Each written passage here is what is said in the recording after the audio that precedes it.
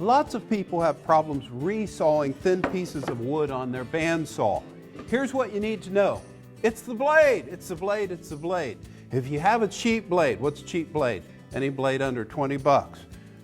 Then the steel isn't good enough to stand the heat, and it's going to deflect and it's going to expand when you start to make a cut in thick wood, and it's going to get loose and lose tension. You put a good 1/2 inch wide 4-tooth blade on your bandsaw with a good resaw fence, and this is what you can do. Let's fire this up, make the cut with dust collection and push blocks, and we'll let the results speak for themselves. So here we go. Always use a good push block to secure it against the fence. Okay, and take your time when you make that cut. Do not get in a hurry. If you do not let that blade carry away the sawdust with a slow, steady speed, you can force that blade to bow. Good steady pressure, but remember, slow and steady wins the day.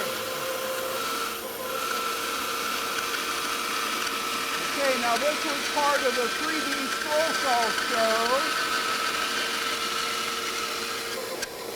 When we then cut these thin pieces of wood down to sculpt out the moose in the woods. Taking our time.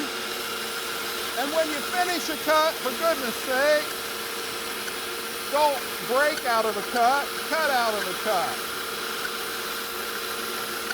That means your feed speed is correct. Respect that blade as it comes to a stop. Turn off the dust collection. Okay, and use that brake. Okay, now she's stopped. Now let's take a look at this right here.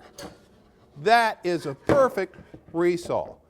Opens up like a book, and there's no drift along that edge, no bow along that edge.